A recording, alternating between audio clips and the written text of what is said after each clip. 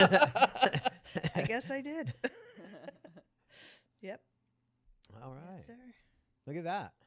And there we are. We got the Undead Club at the very top. Matt, What's happening? What's going Julia. on, guys? Caitlin, Von, Ah, Rachel. Julian. Kelly. Julian. Saw you Joey. doing them push-ups. Don't think I don't watch your content. Chad and Amy, how you guys doing? I see They're on Amber. mute, so they can't answer you. I like it. It's kind of. Oh, look at Amy in her shirt. Yes, girl. I Oh. see you, girl. You know what's funny is when you guys wear the NEM shirt and you look at yourself in the mirror, it says men on it. What's wrong with that? Nothing. Just your initials actually spelled backwards is men. Oh, Penny's here. Penny?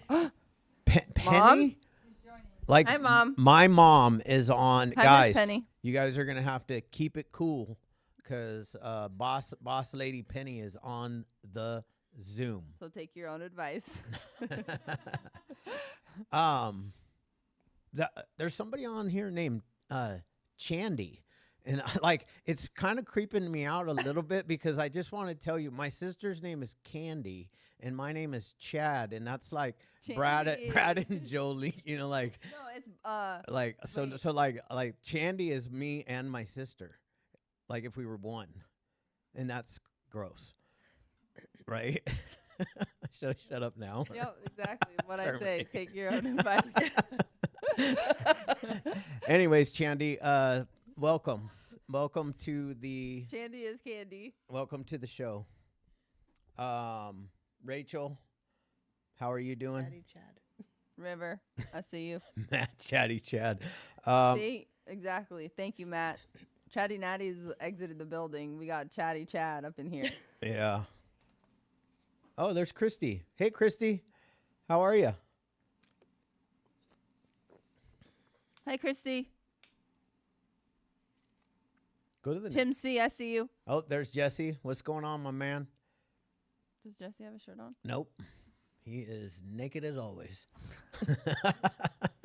Kathy D, I see you.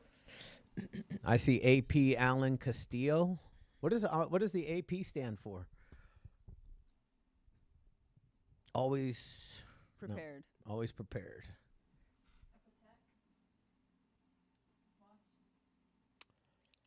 Hey, Serenity. Nice Hi, to see you. Serenity. All right, guys, let's get this party So started. let's get it started. Go ahead. You I'm guys gonna go turn first. it over to you because I've been Chatty Chad. I've been No, you like, may I'm take literally mine. called Chatty. They already know. They already know the Yeah. structure. All right. Again, guys, we really appreciate you guys all showing up every week for the Recover Out Loud meeting. We've been doing this meeting for a couple of years now, and it's just been amazing for me and for Natalie, and we've got some people that have literally been a part of this meeting since day one. So that's like super awesome. The reason why the Hopeaholics podcast exists is because on 9/11 of 2022, my daughter found the love of her life dead from fentanyl. And that is why we started the podcast. That's why we exist. That's why we started Recovering Out Loud. We wanted to be the voice for the people that have lost their lives and to offer hope to people that are out there struggling and suffering, because like we've been there, you know, like I have been in the deepest, darkest depths of despair. You know, Alcoholics Anonymous talks about it. You know, and we want everybody to know that there's a way out. That like hope is alive. You know, and that's really like our message. We just want everybody to get a glimmer of hope that, you know what, because that's all you need. If you can just see that maybe, you know, Chad got out of it. Maybe Natalie got out of it. Maybe Juliet got out of her spot.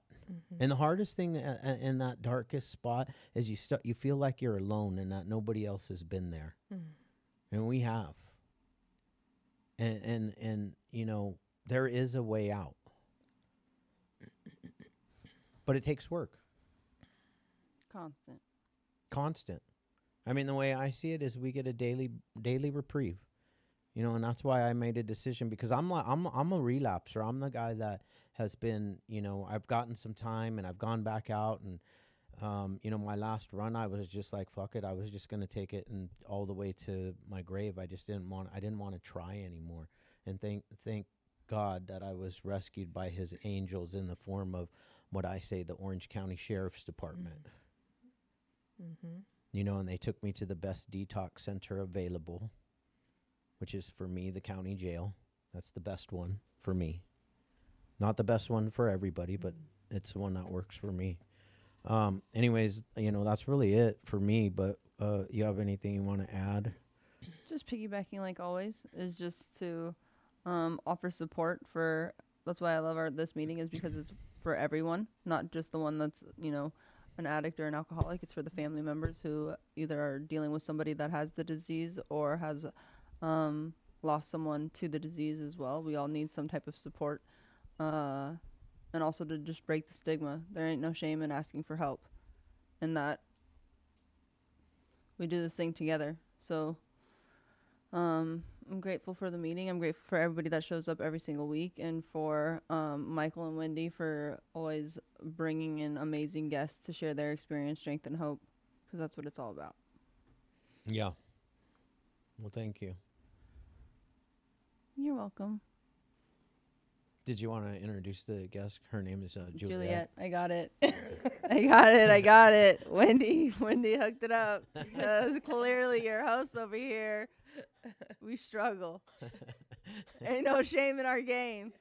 And here's the thing. Wendy is the one that we had on here, and we couldn't remember her name. No, you couldn't, and then you tossed the ball to me. And then you couldn't remember her name either. I think I pulled it out, though, pretty... I saved you both. Okay. Thank you, Wendy. Never again. Yeah. And I can't believe that she still hangs out with us and Me likes neither. us and all that. Yeah. You know? We made our amends. Right.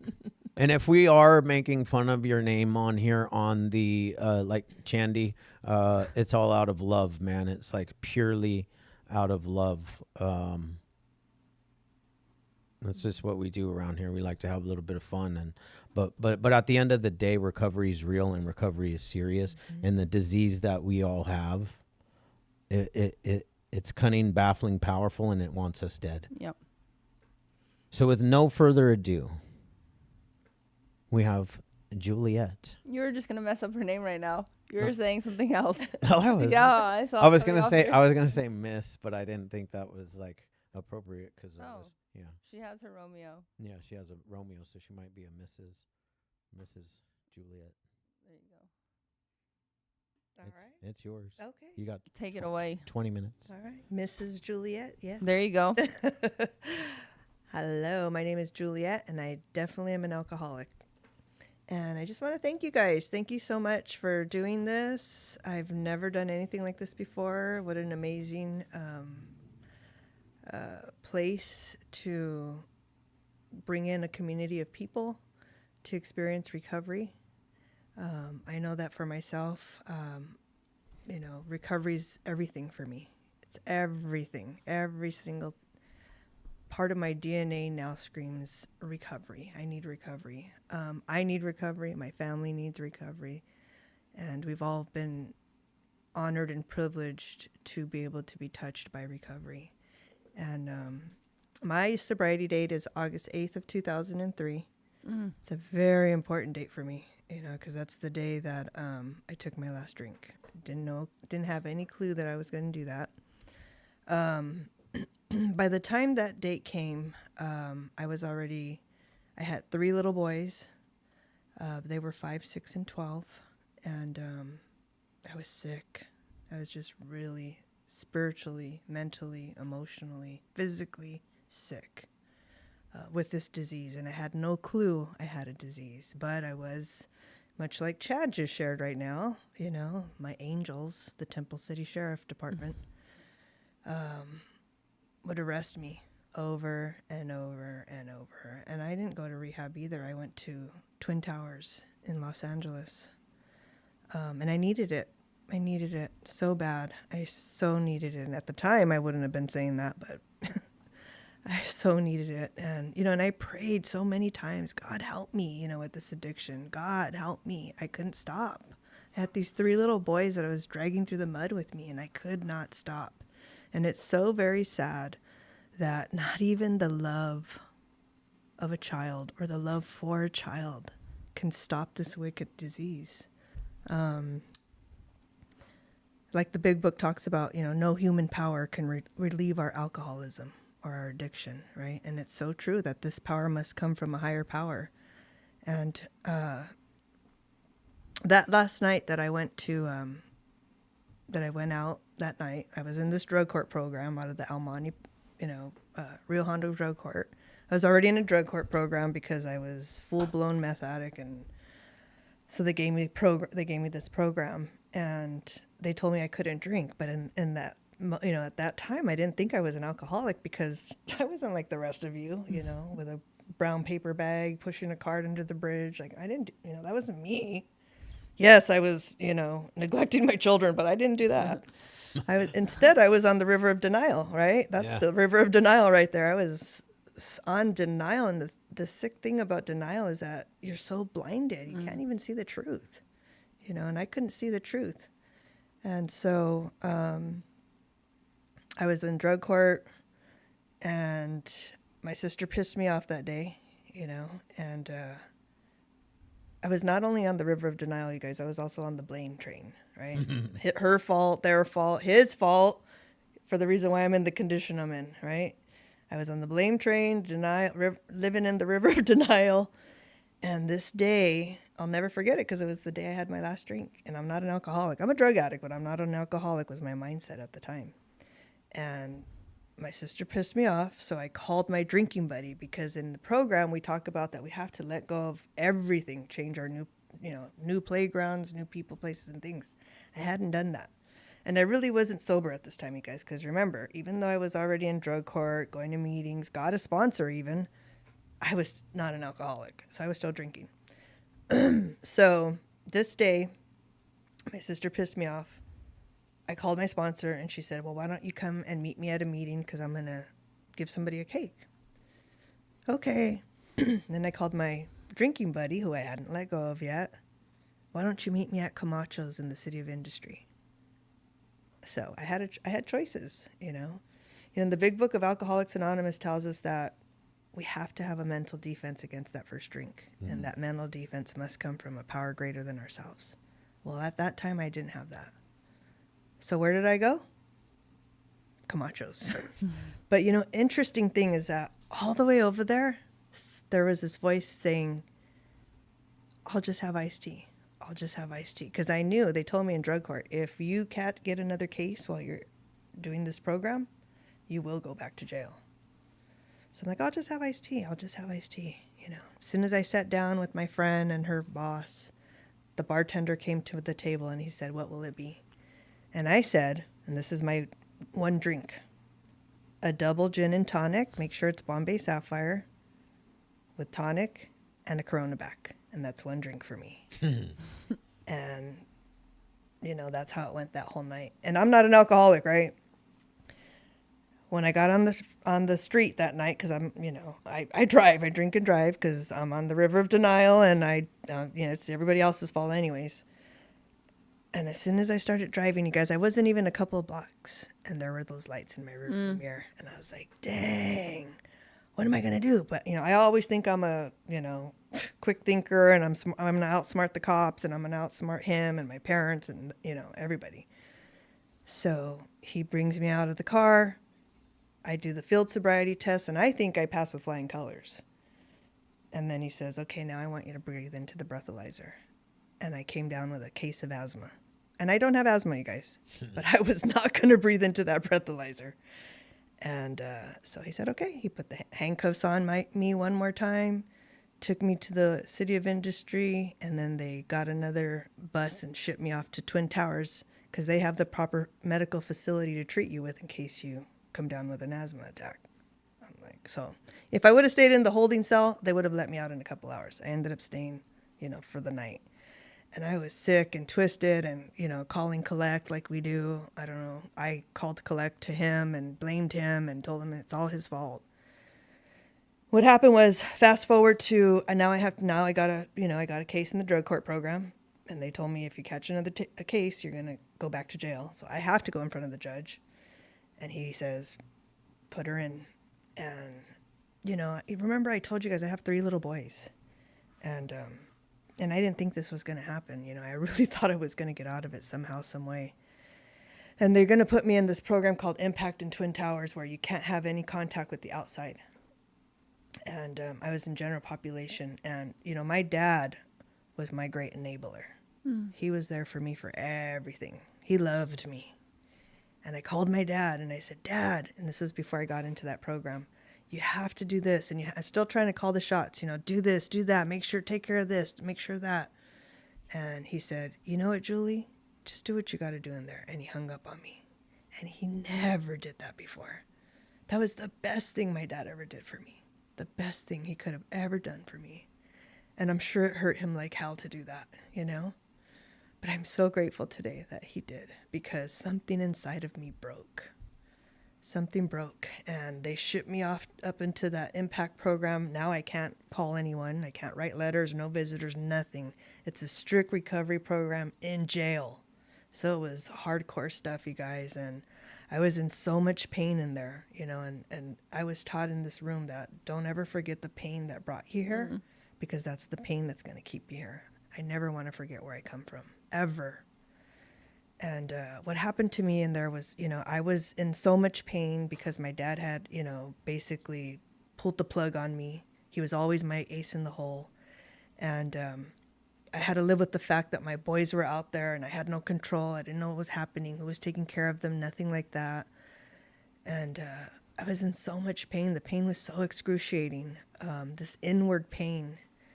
And I just remember being so desperate that I had no choice but to look up and ask God for help. And he helped me.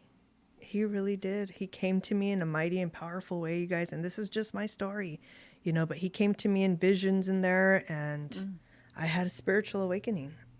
The big book talks about that we must have a psychic change. And I had one in there. And I was in there for 3 weeks. And when it was time for me to be let out, my dad picked me up. And I was just like a new person, like something had happened. And something did happen. My spirits were awoken. And, I went into drug court and got in touch with my sponsor. And I started doing everything that the program asked me to do, and obviously I started working steps, got commitments, was deeply involved in Alcoholics Anonymous and service. At 9 months sober, I started helping others. And in fact, the very first woman I ever sponsored, I still get to sponsor her today. She's been with me for 21 years. Isn't that awesome? Wow. Like, I didn't come here for that. That's an act of the Lord, you guys. I'm serious. Like, he blesses us, He's blessed me so much. I talk about those 3 boys, you guys. Me and Wendy were talking about them on the way over here. And the odds were against them. Both of their parents were alcoholics.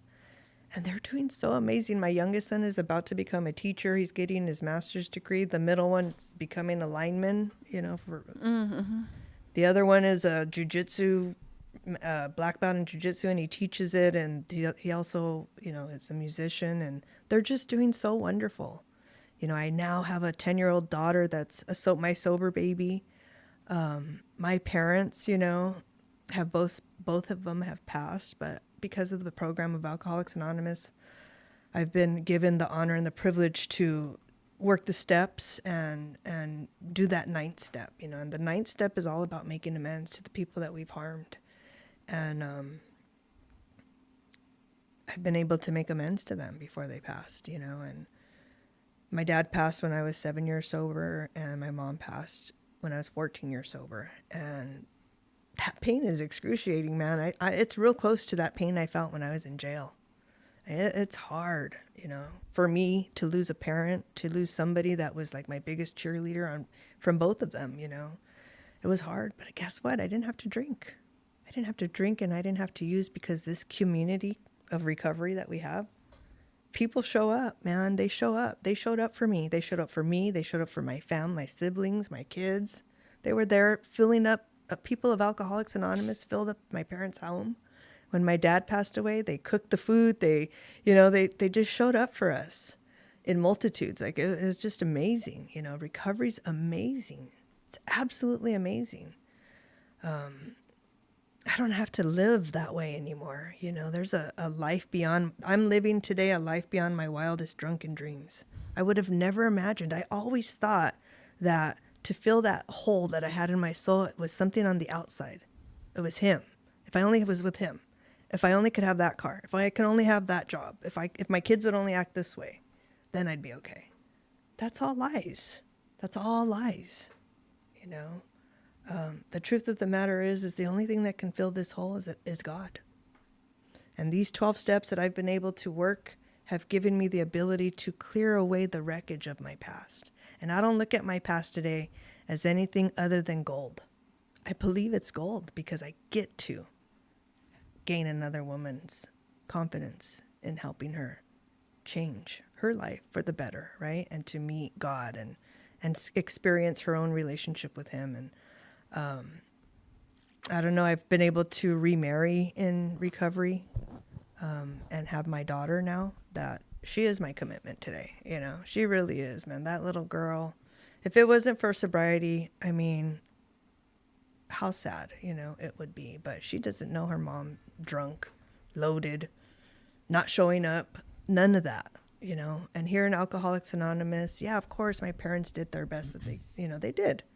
But they had no idea what addiction was. I always say that addiction is like alcoholism is like a freight train, right? It doesn't matter who gets in front. Don't do it. Stop. What are you doing with yourself, with your life? I brought the emotion appeal. Seldom suffices. It just runs it right over, runs you right over, whoever it is. Yeah. There's, it's only an act of God that can truly stop that, and make that stop. And that's been my experience with where I'm at so far, and I'm so grateful that I get to live this life today. So thank you for having me. Yeah. Mm-hmm. I appreciate you guys. Thank you. Thank you. You're welcome. Loved it. What an incredible story. Mm-hmm. I mean, I could relate to so much just because, like, I'm a meth guy, drug court, I'm a graduate, drug court graduate. I had to go back out and try it a couple more times after drug court, but Mm-hmm. Yeah. What a beautiful message. Mm-hmm.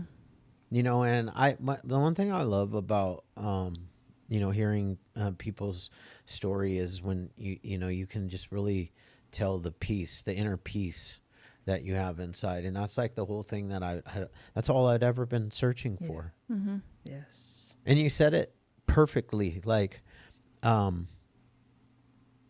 it doesn't matter what's going on in your life right now. If you have actually done the work and have filled that hole with a power greater than yourself, everything else is just the fact that I'm here, that I woke up today. Things don't have to be going Chad's way. Right. I mean, it always ends up better than what I want anyways. Mm-hmm. And I sit around and worry for what? So anyways, we appreciate you coming in and sharing your experience, strength, and hope with all our peeps. Yeah. And So good. I also want to apologize to the Penny that's not my mom, because like I feel like people are like hitting her up on the side, like, "Hey, Chad's mom, hope you're having a wonderful day," and she's like, literally, like, "I'm not Chad's mom." Huh? Oh, there's two pennies on here. Oh, so my mom's So we got on the here. real Penny up in here too. So the mama Penny's on here too. Mom, do you know how to use the DMs, the little text part, Mom? I don't think so. The fact that she was able to actually write her name, like my mom still has Zoom user. So Where is your mom? Miss Penny is winning at the moment. Is your mom here? I don't think so. I don't see her. Huh. That's worrisome. I don't see Charlie either though, but I know he's on here. Who's Charlie? Oh. Jeez. Well, we got some hands up.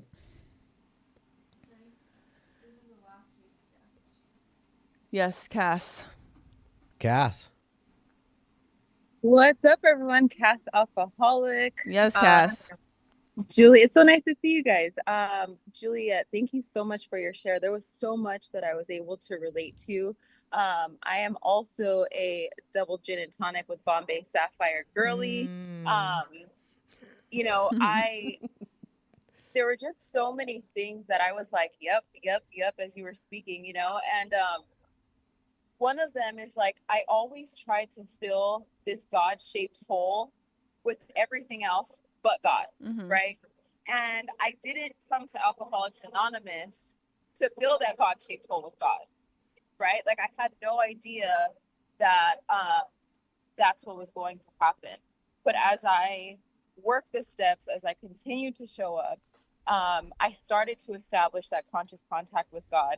And it was like a video game for me. And I leveled up to the next level. And it was like, boop, boopy doop, boop, like next level, bitch. And like all of these things just started happening for me, you know, because like this program in the beginning kept me sober, right? But what keeps me sober today is the conscious contact with God that this program gave me, right? Because as sponsors, like there's times where we can't pick up the phone, right? Like you have a daughter and your sons and a job, like all of these things, right? So we can't always answer, but like God can, right? And there have been times where like I am going through the thick of it, you know, and I reach out to my sponsor, she can't answer. I reach out to my grand sponsor, he can't answer. I call a friend in the program, they can't answer. And I'm like, God, all right, you know, I got to pull him in the clutch. And really what that shows me is like, I should have went there first. Right. And so, you know, yesterday was an extremely hard day for me. I work in Westwood and I take the streets into downtown LA where I get on the freeway. And it's like any other day on my ride home. And I'm in the heart of downtown LA and I hear this big noise and I turn to my right and there's a man in a ski mask. And he has a gun and he shoots and kills someone right in front of me in broad daylight. Wow. It was all over the news. I had to leave my car, run to hide behind a building. It was fucking terrifying. I don't think I've ever been that scared in my life. But I never thought to pick up a drink. I never thought, you know what, I'm going to go home and get fucking loaded. And that is all because of this program, because something way smaller than that, like me stubbing my toe or hitting my fucking bunion would have been like, oh my God, now I have to drink a fifth. Like, you know what I mean? And so, thank you. I heard the timer. I'm just so grateful that I have a program today and I have that conscious contact with God. And I know where I need to go when things are going good, when things are going bad. And, you know, when I first got here, I was taught that, you know, a good day is when you can go to bed sober when everything went right. And a fucking great day is when you go to bed sober and everything went wrong. So thank you so much for your lead today. And thanks for letting me share. Wow. Amazing. Thank you, Cass. Coach Kristen. Oh my gosh, what's popping, guys? What's happening? Oh my gosh, long time no see, guys. It's been a minute. It's been a minute. I've been on no camera for like 2.5 seconds. But yeah, I just want to say thanks for your share. It has been like the week from hell this week. And I was just excited to be able to actually like get on and like actually listen. And I was like, oh, thank goodness. Also, I was laughing. So I'm a prior cop. And when you said the field sobriety test, bro, it was so funny. I used to look at people when I was doing it like them people. But like I'm them people, you know what I mean? And so when you were saying that, I don't know why I started cracking up. Cause like you're like, oh my gosh, yeah, I passed these with fun. No, ma'am. No, it was probably horrible, but it's okay. We still love you because when I when I was drinking, and I only drove one time. Drinking and drive one time. And they were like, "Oh, let's do the tests and all that stuff." I passed, and I don't know how the heck I did, probably because I knew how to like give them. But I'm telling you, I was cracking up when you said that. Um, because like it just brought back a lot of memories. But then also when you was talking about like, I don't know, going back to like the faith and like higher power and stuff, like, man, it's just so good to like be reminded of that, you know, because like even though there's so much stuff that has happened in your past, you don't want to change any of that because now you're able to impact those people today, like you said. And it's like, man, like I'm so thankful to be able to know that. And that's also reinforced through other people, through like me, like I believe in God. So like God speaking through other people, and he definitely spoke through you tonight. So I just want to say thanks a lot. I appreciate you. Amazing. Thank you. Undead Club. Hi, guys. Hi, guys. Hi. Hola. Hi everyone. So glad to be here. I love Tuesday nights. Something that I love so much about this meeting in particular is it's very God-centered. I don't know where you guys find your speakers, but every week I'm like, God, that was so good. I really like. Thank you for your share. I related to a lot. I like that you talked about, well, first of all, the freight train, right? How it really doesn't matter, like who's telling us no. Our kids, unfortunately, you would wish that that would be enough, but it's just not. And you know, a lot of guilt and shame around that I couldn't at first, get sober for the kids. So even, 5 years, like trucking through this thing, there's still guilt and shame there. So it's just when other people like say that out loud, it just makes me feel less alone. Even though I know consciously I'm not alone, it's just like healing every time someone talks about it. And I like what you talked about when you were talking about your spiritual awakening.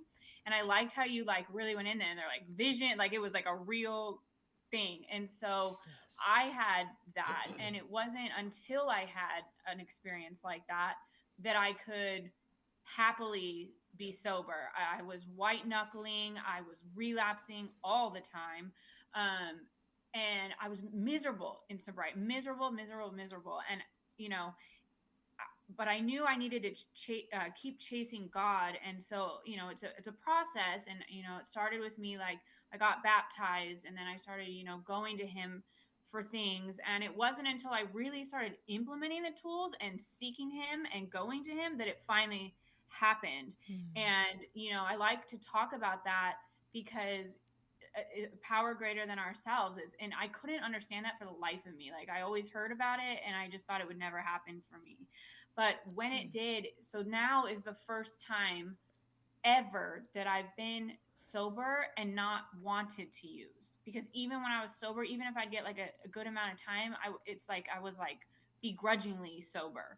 And now, just slowly trucking away at this, because of that, like I don't want to, like, yeah, some days are hard, but it's like the thought of a drink doesn't really cross my mind. And like you said, you can go through really hard things and not have to drink. And I've gone through some really tough stuff in the past couple months, and it didn't even cross my mind. What crossed my mind is like coming to a meeting, going to God, going to my partner, talking about it.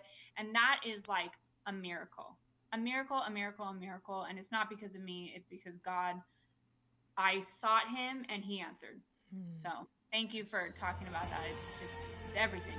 So Love that. thanks, guys. Is it just the one only Amanda wants to share? Brandon wants to share? He'll talk. Sorry. Yeah. I'll I didn't open know my you wanted mouth to. here. Brandon, alcoholic and addict. Yeah, I think what stuck out to me was how you described the insanity of you had drug court hanging over your head, and if you had one incident, you were going to the slammer, right? And you did it anyways. That to me, I was like, that's my story. I was like, if I was gonna lose it, I was like, man, I'll give it away. That's my addiction. That's how insidious this thing is, man. It wants me dead, and it wants to steal everything that I love. And it did, right? If it didn't steal it, I gave it away. And your spiritual awakening that you had, it takes what it takes for each and every one of us. And thank God that it happened for you. And thank God not only for you, but for your children, your father, everyone else that you've touched in your life. And when it happened to me, it scared the hell out of me, because I was like, hold on, I don't want to use and I don't want to drink anymore. Like, okay, this is really weird. What is going on here? But they say sometimes like God will come in and he'll turn the lights on, but like he didn't use a dimmer for me. He threw on all of the stadium lights all at once, and it blew my mind. And I remember talking to my first sponsor, and I was like, am I okay? Like, am I okay? Because I feel like I have like God right next to me all the time. He's like, no, you're totally fine. That's exactly what needed to happen to you. So I'm glad I'm not alone in this. I know I'm not alone in this, but thank you for sharing your experience. And I'll share the time now, but thank you guys for running this meeting, hosting this meeting. And Juliet, thank you for everything you said. Awesome. We love you guys. Yeah. I also wanted to give a shout out to Wendy and Michael, because the last couple months have been the best. They have been finding us all of our speakers, and honestly, since it's been since like August, the beginning of August, and the speakers have just been incredible. So thank you, Wendy. I don't know if Michael's on right now, but thank you, Michael. You all know Michael, multifaceted monster. The hip hop. What I call? How do I? Ensenado. What? I don't know. I'm trying to make him sound really, really, really cool. Just saying, his name is really cool. Michael, or multifaceted monster. My favorite song is "Push Baby Push." Matt just put it up. I know. I know. I read. I cannot. Chad, stop. Chad is Bon's like, can I please share? Yeah. Like Bon, help. I do want to touch on, though. Brandon was talking about the insanity.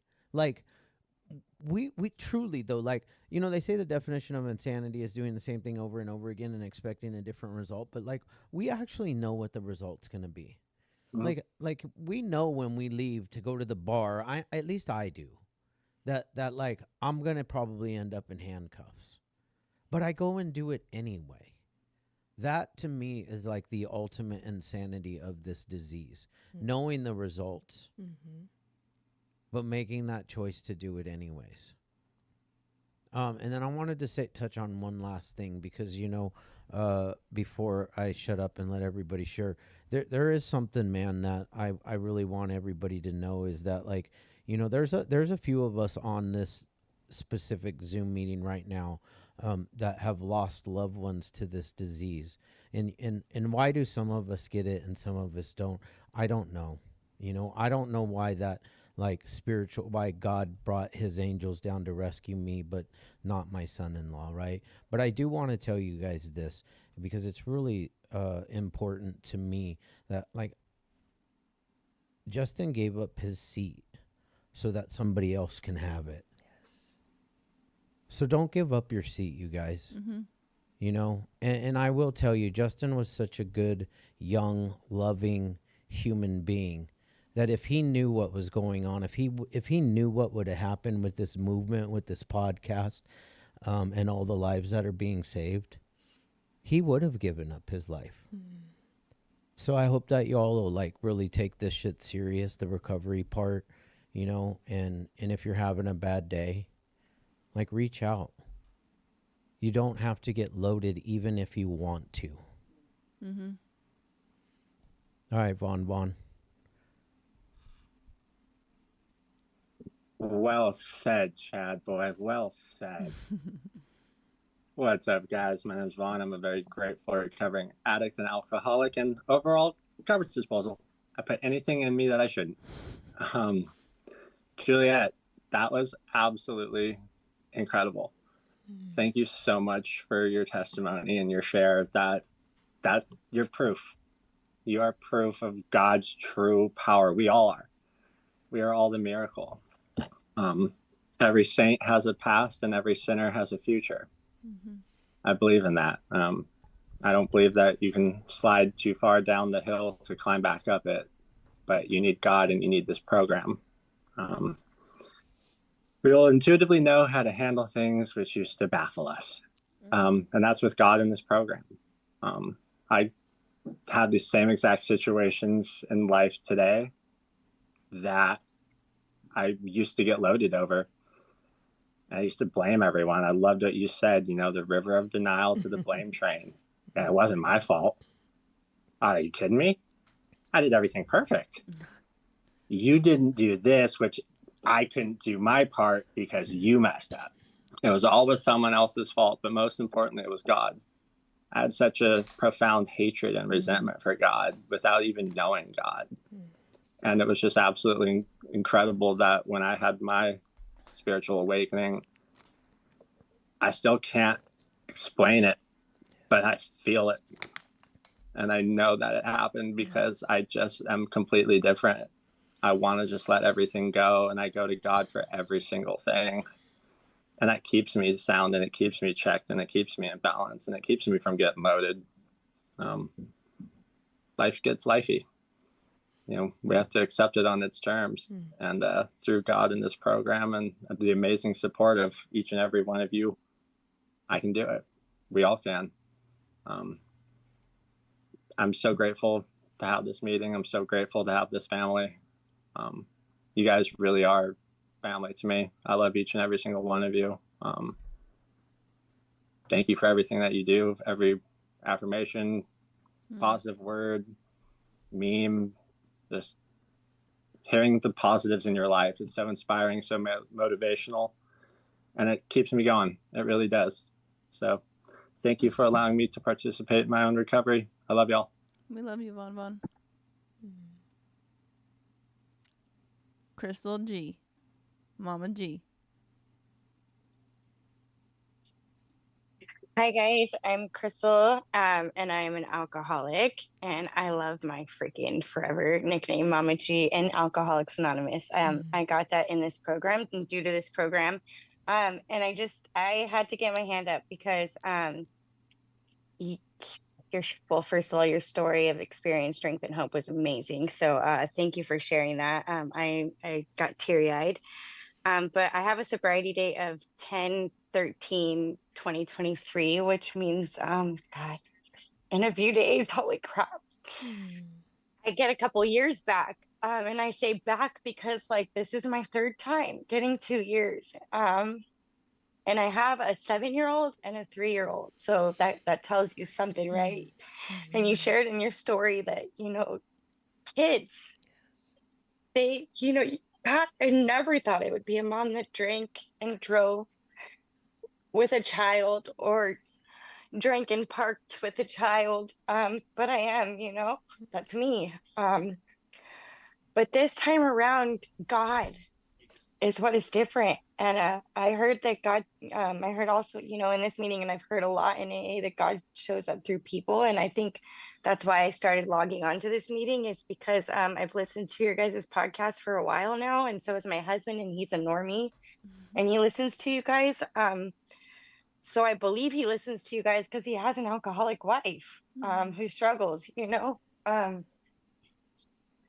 but I'm really grateful. And I do have to say, your kids will not keep you sober. You have to keep you sober. And it's that really conscious contact with God every single day. Like, I love to say that I go to bed sober now, but I wake up every single morning and I'm an alcoholic. And I have to tell God to get to my head before I do.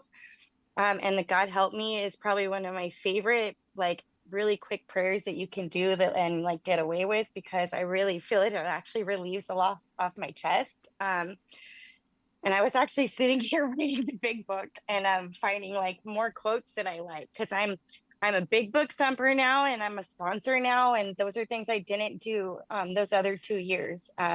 So a lot has changed this time, and I'm just really grateful for your story, because hope is one thing that I really hold on to, and that's the reason I started listening to the Hopeaholics podcast. That and I kind of love that this brings all the forms of like like all the programs out there together. Like, as much as I've heard AA today, I know that there's other people here from like narcotics and CA and marijuana anonymous, all of it. So I'm just glad everybody's here. I'm grateful for my seat.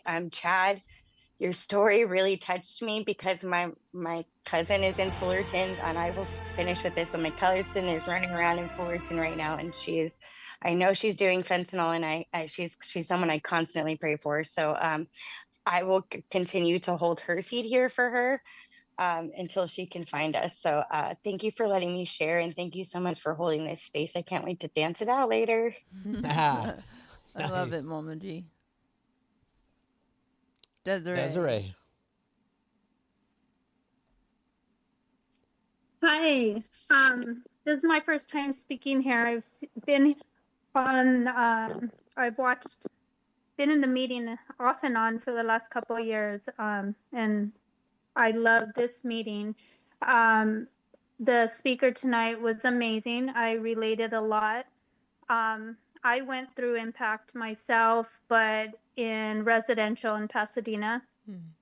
I related to her too, because I lost my boys, and it took me almost a year to get them back. Since then, I just celebrated my third year of being sober on Saturday. Nice. So I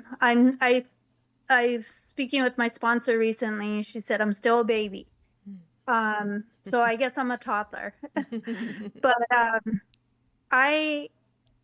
her and I, my sponsor and I, we got into a deep conversation, because I feel like I have a lot on my plate, and I was just venting to her about things, that I'm stressed out about. I'm taking care of my mom who has Alzheimer's. I work full time. My boys are in sports. I'm, active sports mom after work, after my mom. I just have a lot. One of my sons got hurt in sports, had to have ACL surgery. So it's just like one thing after another, and I keep telling myself, I get to do this though, and I get to do this 100% and be there for them sober. And I'm just, she was telling me though that I haven't been sponsoring recently. I have sponsored in the past, but recently I haven't been, because I have a lot going on in my life. And she was telling me that I need to get back into that I can take, myself out of the picture if I'm giving back to somebody else. So I just wanted to share that for anyone who isn't. I'm going to take a cake this week, and I'm going to go look for a sponsee. So, but I thank you for this meeting. It really helps me during the week when I can't get to a meeting and I'm here at home, doing what my responsibilities here at home. It always, your speakers speak to me, and Chad and Natalie, you guys do too. Thank you. Awesome. Thank you. Thank you, Desiree. Happy birthday, and I'm so happy that you shared tonight. I have to get a sponsee too, so you spoke to me. AP. Alan. Hey, what's up, everyone? Thanks for your share, Juliet. This is my first time at this meeting, and I was just kind of thinking about how I even started following you guys, right? And it brought me back to when I first got sober, back in August of last year, and I think it was touched on by Juliet, like about switching up the people, places, and things, right? And I came in here so desperate that I was taking all the suggestion, and that was one of the things. And one of the first things I did was switch out a lot of the accounts that I followed, and you guys were one of the accounts that I started following for the first time. And I was just trying to consume better things, and today I just I don't know. I went on Instagram literally like 5:58, and I saw you guys were live. I clicked on it, and now I'm here on this meeting. It's crazy, right? Like we're talking about God, and I feel like this is God. I'm like living in God's will right now, you know. And um, I, I relate with the whole county jail thing too, especially Orange County. I got sober for a lot of reasons, but the biggest one was I came in to the program after my third DUI in 9 years, and it was I was in insanity that we all talk about. You know, like I don't have kids, but I do resonate with like the not being able to get sober for the people that you love the most. I was probably before I got my DUI, I was probably like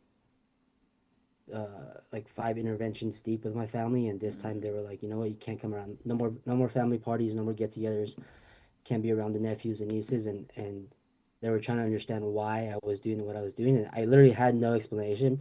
My like my answer was I just love drinking and doing drugs. I was out of excuses. Like I was at that point where I was done making up excuses, and 2 months later I get my DUI, and I come in here, and I think that's what's kept me sober the most is not forgetting the pain that I felt. Like when I got that third DUI, it was like it was one of those things where I was like out of ideas. I was like, you know what?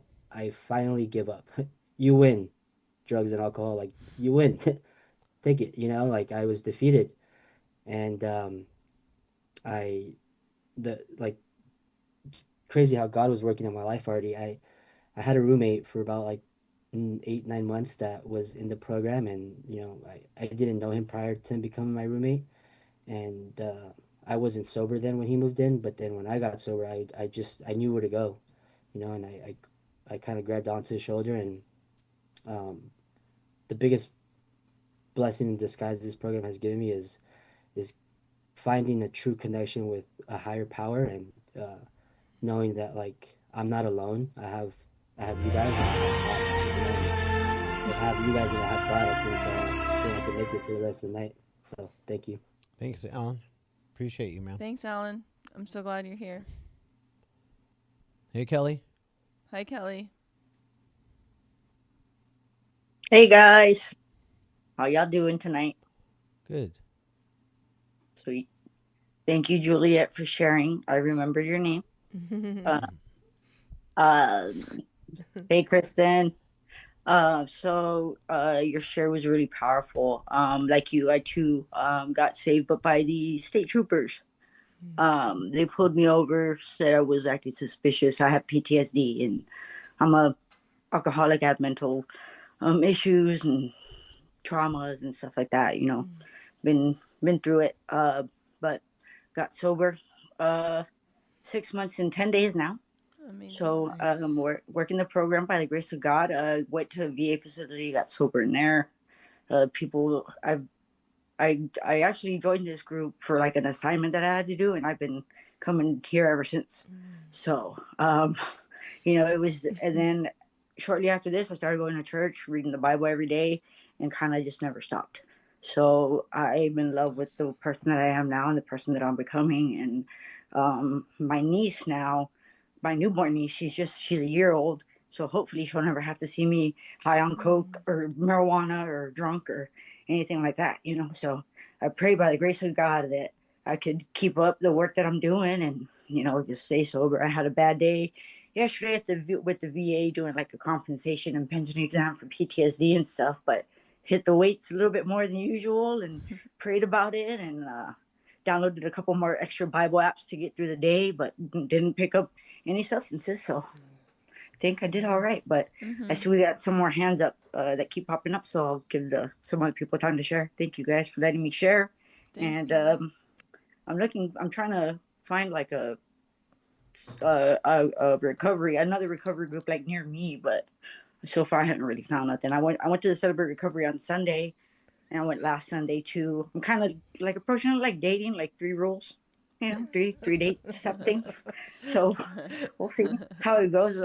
One of the ladies invited me to New Braunfels to go to a meeting. So we'll see if I end up making it or not. She wants me to go with her in her vehicle. It's kind of an awkward situation because I don't know her like that. And my anxiety, PTSD acts up and stuff. So I might take my own vehicle and head out Friday over there to see if maybe that might be a good fit for me. So, but whatever God brings my way. So I'm still looking, but so far I found you guys. So there you go. You know, Yay. yeah. Thanks, guys. Love y'all. Awesome. We love you. Adriana. Good evening, guys. My name is Adriana, and I'm a grateful recovering alcoholic. Also my first time sharing on here. I'm just grateful to be here. I'm in New York, and I just needed a meeting this evening.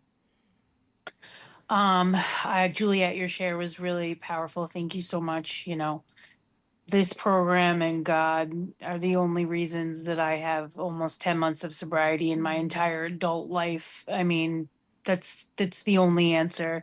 You know, I almost died of liver failure at the age of 30. And I was told back then that I need to go to a program and I need to go to AA. And, you know, I knew better.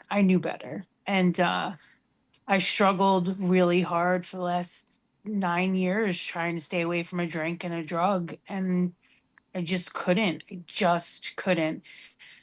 And it takes what it takes. And I firmly believe that. You know, I had the DWI, I had almost the death, I had all these things, and nothing got me anywhere until, you know, it was a broken relationship with my enabler, my mom, who always saved me. And when my butt was in the hot seat, you know, I disappointed her for one last time, and she smacked me right in the face 3 times, called me a liar, and that was when I was just a broken human and just at the point of desperation. I was given the gift of desperation that night. And that was the night I called a rehab and said, I just can't do this alone. And I really had 2 spiritual awakenings because I only made it 3 months before I relapsed. And I was on a 2-week bender, and I woke up, and, you know, my sobriety date is December 17th.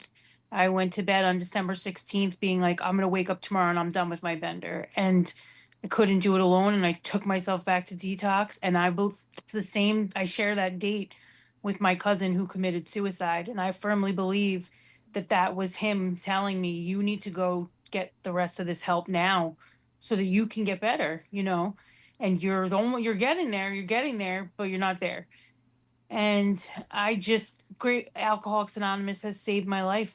I love the program, and God, you know, I got rebaptized, and leaning on him and the power of prayer are what have carried me through. And this last 10 months have been peaks and valleys, up and down and up and down. And I'm in a little bit of a downward right now just because this is hard work, but what a blessing to be tired from this hard work. I'm not taking that for granted. You know what I mean?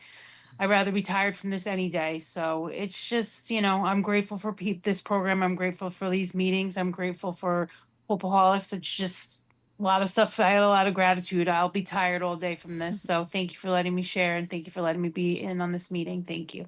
Love that. Thank you so much.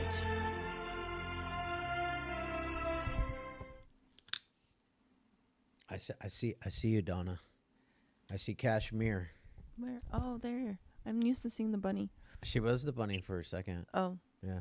Wait, but for everybody that's new, normally our meeting does end at 7, but we always go for everyone that has a hand up. So we'll end on Joe B. Joe B will be our last share. Yana. Oh. Hi, my name is Yana. I'm an alcoholic.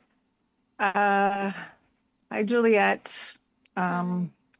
Juliet is my grand sponsor. Oh, wow. And as you all heard, like she's just amazing. And I'm so blessed, you know, to be in her family. The lineage, I guess, is that how you say it? Like the line of women. Her sponsor, sponsor everybody in the group. You know, they're all very godly women. And their direction that they give, you know, is amazing. And, you know, when I got here, you know, I wasn't blessed with the good stories. You know, I was just a housewife and a mom who drank a lot, and, you know, like I didn't have any of those yet, you know, and I was a little jealous of that, because I never been to jail, but I have to remember, looking back, it's like I had all those demoralizing stories. It just didn't happen yet, and I had the kids didn't want to talk to me, and two were out the door and another two on the way out, because of what I was doing and how I was living. And it was hard for me to identify, and I was in that river of denial too. I just did not, because I wasn't like you guys. And then I heard that, this is why we share our stories, because it's so important for us to be able to identify. And that woman sat up there and she said my story exactly. And, my dad, I was like 23 days sober when my dad passed away from this disease. I left rehab to literally have to go say goodbye to him. And, it's like I tried so many years not to be like him, and I was just like him. And seeing him like that, he got thrown into the rooms of AA, but he never stayed, and so there was a couple reasons that kept me here. And he was part of it, and my kids, because I wanted my family back. And I'm glad I did. This is a program, I heard all the corny sayings, and I used to see people laugh and talk about being happy, joyous, and free. And I was like, what the hell is that? Because I had no idea. I was chasing the shiny things to try to be happy, the house, the cars, husband, the jobs or whatever. And nothing ever seemed to fill that God-sized hole. And, they say that, God brings you to AA, but AA brings you to God. And I'm so glad that this is where I found him, because I just, everything that I go through in life, I have the tools that have been laid out on my feet, and all I do, what I got to do today is just pick them up and use them, and I love that. And that no matter what happens in my life today, I don't have to pick up a joint. So anyways, I love you, Juliet. I love you all, because you're all just like me. So thank you for letting me share. I love you, Yana. Love that. River. Hi, good evening, Hoboholics, River Alcoholic. Hey, River. My phone died while I was in the fucking store, sorry. And so I didn't catch all of the lead, but all the feedback is amazing, thank you. And I want to thank Chad and Natalie for this sanctuary of recovery for us. It's every Tuesday, and it's a beautiful thing. Um, I've had intense 3 weeks. I lapsed for 1 day at my cousin's quinceañera. I don't know. I'm insane. I fucking choked down my little cousin's boyfriend. He's 17, but he's like 6'3", twice my size. And I saw her crying, and then I blacked out. I don't recall. Maybe that's God blocking me from having like a mental fucking breakdown. I would have gone right to the psych ward if I would have remembered what I did to him. Because I like him because he treats my cousin real nice. He's a nice kid. Yeah, or whatever. But so I did that as I lapsed 3 weeks ago, right? And I'm at a sober living now. I don't know. I'm just checking in, right? Because I want to unscramble my brain because it's been like intense 3 weeks, right? Um, yeah. So I had COVID last week and I missed the meeting. It was like 6:50, and I'm like, fuck, something's wrong. And it's like, oh, I didn't log on, and I felt it, But I'm here today and I'm happy, that we have this sanctuary of recovery, um, to sit down and listen. And this is where I give myself a little grace, right? Because I've been going. So I'm about to start school to be an electrician tech. I'm already a barber, and like these gifts, like I used to be homeless in Tijuana with these prostitutes, like in the red light district, bro. Like, who the fuck am I? Like I look in the mirror and I'm just like, I like it, like, fuck, dude. Like for the first time in my life, you know, I love myself, you know, as much as my to all my capacity, and like I'm learning how to walk in faith, my ego is so big, it's like God made me, He makes no mistakes, free will, but that's a distortion of my mind. That's why I'm an alcoholic, so I suffer from the disease of self, and yeah, like every day I stay and every moment I stay, I learn what faith is. When I leave it to Him, everything happens magically. Like not magically, it's not that easy, but like I don't know how to describe it. My vocabulary is not that expanded, but recovery is very beautiful. And then I get to show up to places like this and feel safe and feel serene. And I just wanted to check in and unscramble my mind. Love you guys. Bye for now. Awesome. Love you, River. Thank you, River. Thanks for showing up, man. And welcome back. Welcome back, bro. So glad you're here. Yep, we are. Love that. Jesse, and then you bring us on home, Joe. What is up, guys? I'm Jesse. I'm an addict that identifies as an alcoholic. That was an amazing share. One thing that really stood out to me was, you kept telling yourself that you're not an alcoholic, you're just a drug addict, and that was me to a T. I had a heroin problem, right? I didn't have a drinking problem. I wasn't an alcoholic. Luckily, I was self-aware enough to know that if I went to NA, I would just find another dealer because I'm manipulative. And so I went to AA. All right, buddy. And I stayed there. And what got me in the rooms was I wanted to save my marriage at any cost. I thought like maybe if I tried to sober up, I could save my marriage. And I just want to tell everyone that nothing's going to keep you sober except for you and your work to stay close to God. But that being said, anything can get you in the rooms. Anything can start your recovery. Hold on, buddy. I'm talking. Right? Look, I'm talking to everyone. Can you say hi? So use whatever you can to get into the rooms, but you have to stay for yourself. Because when I first started coming, I was trying to save my marriage, and I relapsed, and I thought drugs was my problem, and I kept drinking, and like things just weren't going right, and I wasn't getting it, and I couldn't figure out why until it finally stuck when someone said, you have to do it for yourself. And I always heard that and kind of thought I was, but I had to truly take a look at myself in order to do it for myself. And I guess, with that, there's no one right way to recover. So whatever you're doing, just keep doing it. Love you guys. Love you, Jesse. Love you, Jesse. Joe B, bring us on home. I think I voted on one of his polls this week. I vote all the time. You do? I live for him. The last They're poll I funny. wasn't able to vote because I have a chef and a chauffeur already. No, I'm just playing. I'm just playing, Joe. That's actually pretty dope. I'm both of those people in my life. Me too. I don't have either. I don't either. I play both roles. I kind of like. So do I, Joe. I do definitely agree with everybody on that one, though. I would rather have a personal chef cooking me every.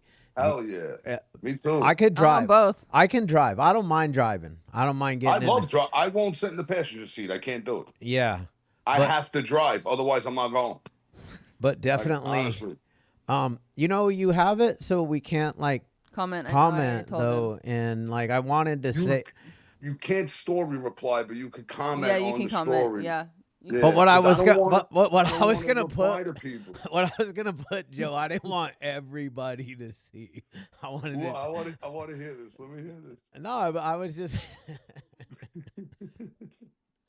Anyways, Joe, your shit is good. I'm loving your little story stuff. I don't know how you keep it going like that. Just it's everyday shit that happens to me, bro. It's so good. It's everyday things that happen to me that I deal with 2 things every day, and I'm like, this is a good question because I struggle with everything. It's so funny. It's working, bro. It seems to be. It's kept me busy for 4 months. Yeah. All right, calm down, Chatty, Chad, and yeah. Chatty Sorry. Joe. All right, yeah, I know people want to dance and stuff. Joe, alcoholic. Nice to see everybody. I just want to say, you guys got some good speakers the last couple of weeks, man. Oh yeah. Honestly, I'm hearing a lot of God. I love it. That's what was lacking, and not just here, but a lot of meetings. People don't give enough praise to God. They're scared. Right? It's. I don't know what. And I remember because I was the same way. I thought it was more. Yeah. I was embarrassed to do it because I didn't really believe it. I didn't want to just yap about God and not believe him. It took a lot for me to get to believe in him. But I'm hearing a lot of guilt and shame from people too. And all that is just our taking our will, taking the wrong action, And then, we act on our defects and they become shortcomings. And then we feel those things because in reality, if anybody wants to learn how to get close to God, this is what worked for me. Do the 10 commandments to the best of your ability, especially if you don't know. Like, if I get a speeding ticket, I can't blame God. I sped. If I'm ignoring red flags with a girl or a friend or a business opportunity and it doesn't work out, how could I blame God? I'm the one who did those things. So the real trick is preemptive. Carry out his will. Do the things that are hard. Oh, it's so hard, man. It's so hard to do the right thing. And life gets difficult and you start wondering, is this even possible? And I seen something the other day that just, my perspective keeps changing.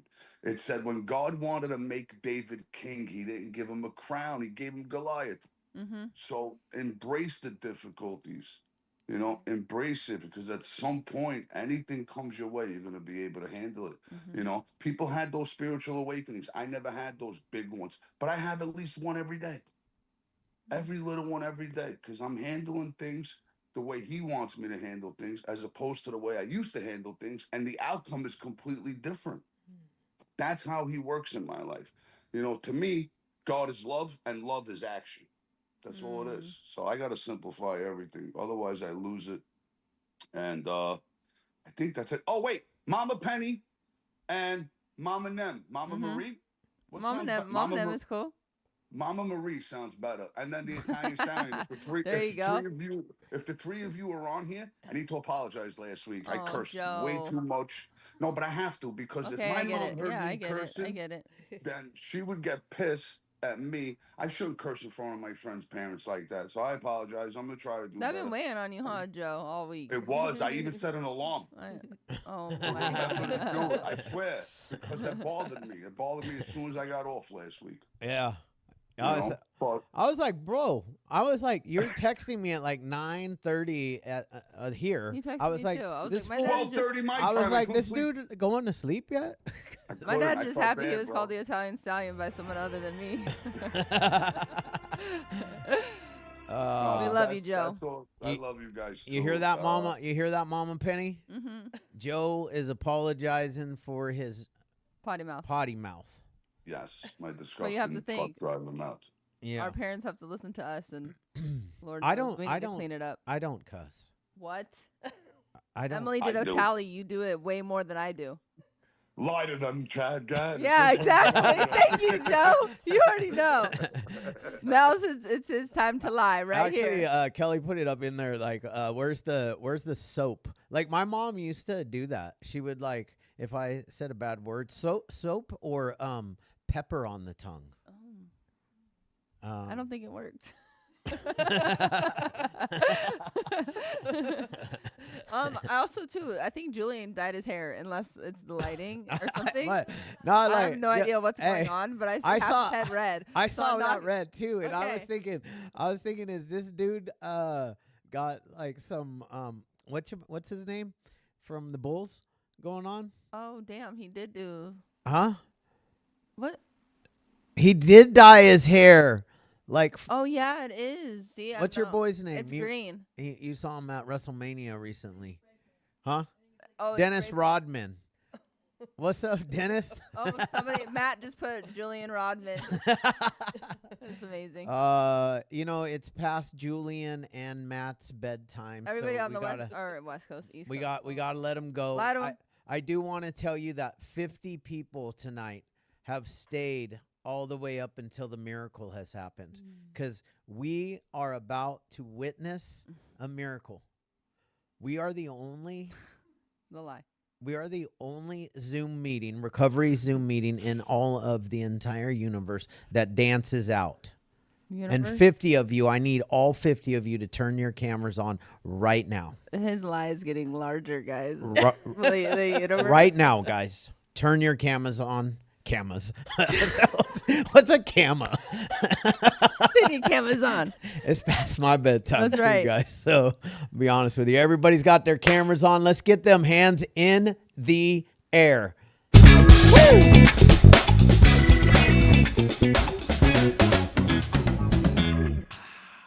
God.